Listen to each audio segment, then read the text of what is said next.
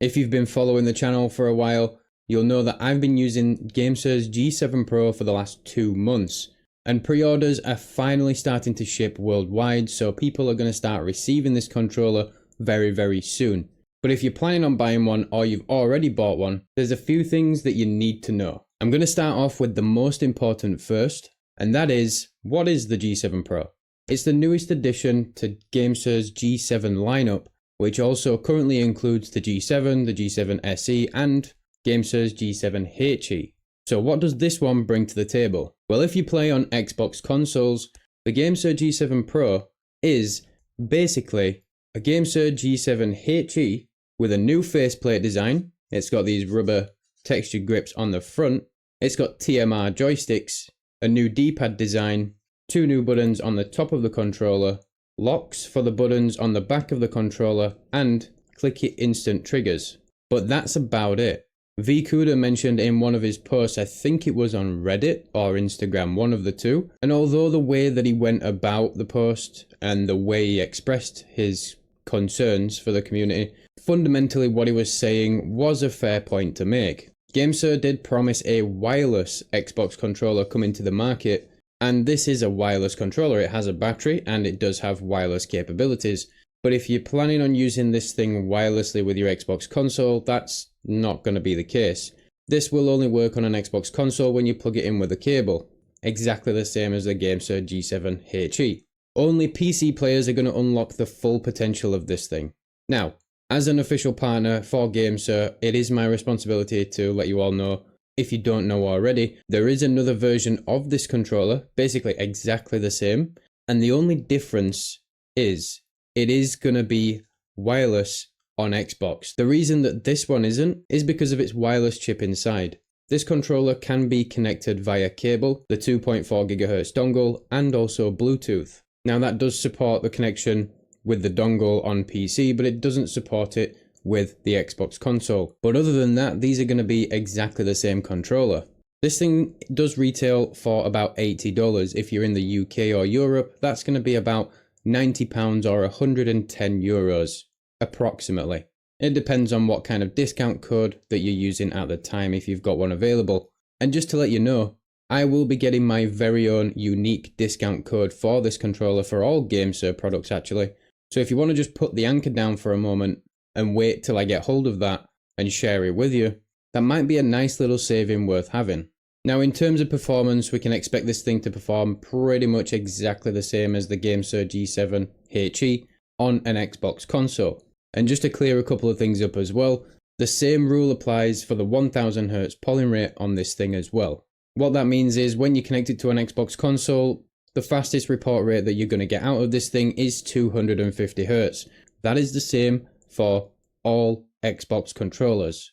No matter what you read online, no matter what videos you watch, no matter what testing you do yourself, 250 Hz is the maximum polling rate that Microsoft are allowing third-party controllers to support.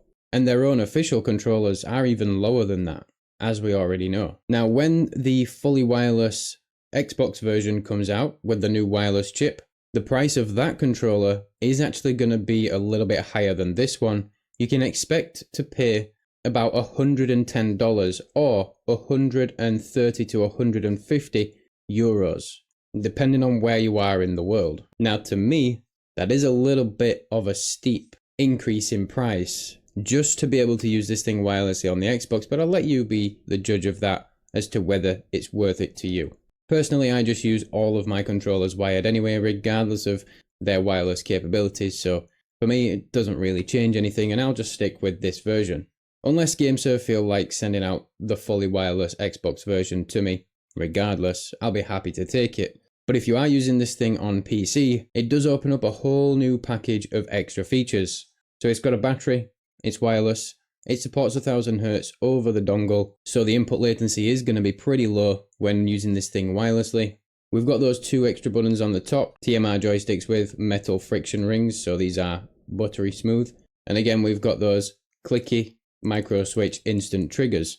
This thing does also come with a 6-axis gyroscope, and on PC you will be able to take advantage of a few extra features. such as setting up macros and turbo functions as well. You will also be able to remap any buttons or any inputs on the controller to mouse and keyboard inputs. There's been an update to the Gamesir Nexus app for these controllers now, so even if you are using the Gamesir G7 HE or SE on PC, you can also remap any inputs to keyboard and mouse inputs also. However, if you do that and then decide to plug it into an Xbox console, those inputs will not register. Just bear that in mind. Don't think that you can pull any kind of sneaky tricks or find any loopholes with these controllers just by plugging it into a PC and then an Xbox afterwards.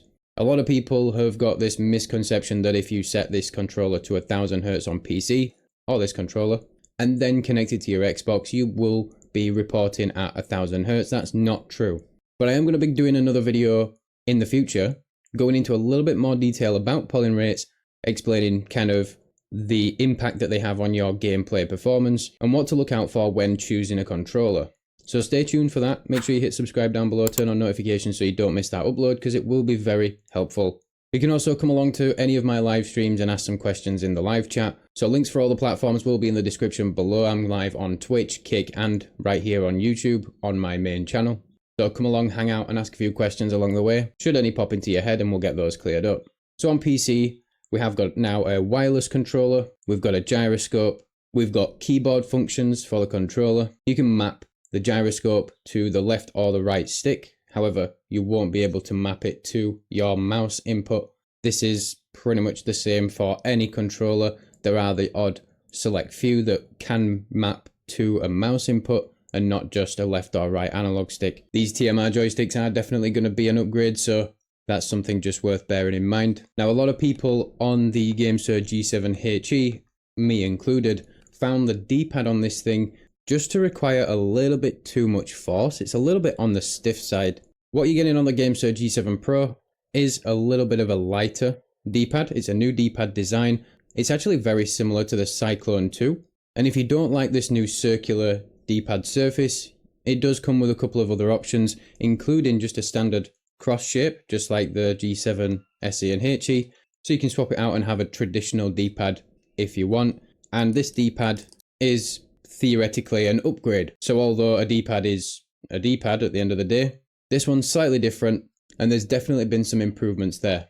Other than that, the only other thing that we can really mention about this controller is on the bottom we've got an extra button that is not found on the G7 SE or HE, and that is simply just to pair the controller with the wireless dongle. Now you'll notice this new contraption on the top of the controller here, and that's because the Gamesir G7 Pro now has support for Gamesir's mobile device bracket support. So just like on the Cyclone 2 and I think the T4 Pro and a bunch of other Gamesir dedicated PC and Switch controllers, you've now got these slots on the top so you can attach a bracket and use this as a mobile controller for those who want it. But if you are using the controller with a wired connection either on PC or Xbox, it comes with this new little kind of just a piece of plastic, and this thing just slides on there.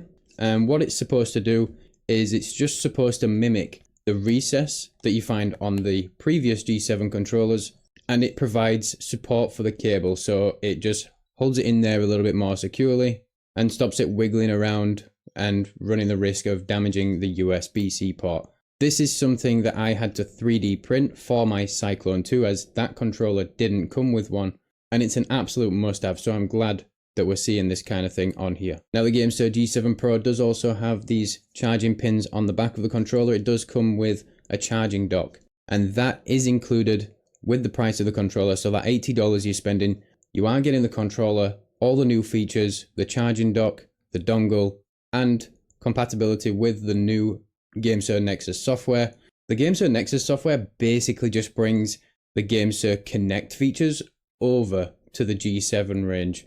That's really, in a nutshell, what it does. So it brings all the macros, turbos, keyboard functions, and everything else. But it's a very welcome change. Other than everything that I've just mentioned, this fundamentally functions exactly the same as the Gamesir G7 SE and HE, apart from obviously with TMR joysticks instead of Hall effect, the two buttons on the top, the ability to lock the buttons on the back, but that is also available on the G7 SE. This added grip on the front of the controller, the new 3 piece faceplate design. Now I'm just going to mention one other thing. There's been a few people that have like either asked the question or made a statement that's incorrect. Some people seem to be under the impression that the Gamesir G7 HE and SE were slightly different shapes or sizes. Bear with me. I have all three controllers, the SE, the HE and the Pro.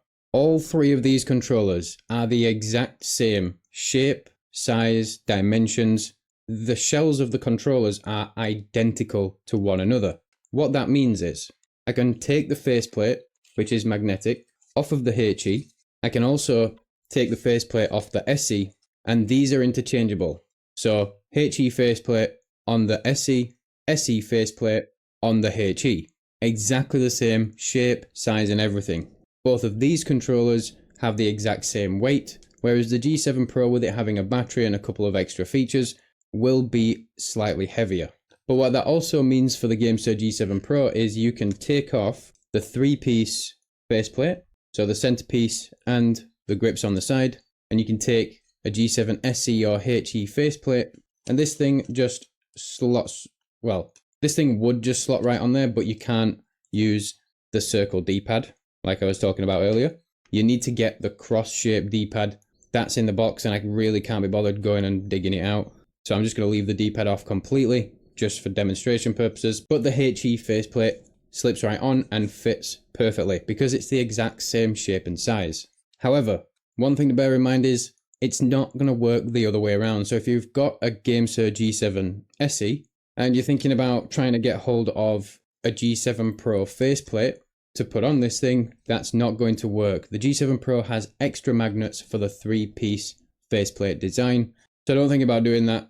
Plus, don't get me wrong, the grips on the front of the controller are a nice addition, but they're not going to be a game changer, so it's not really something worth spending a lot of time or effort trying to do.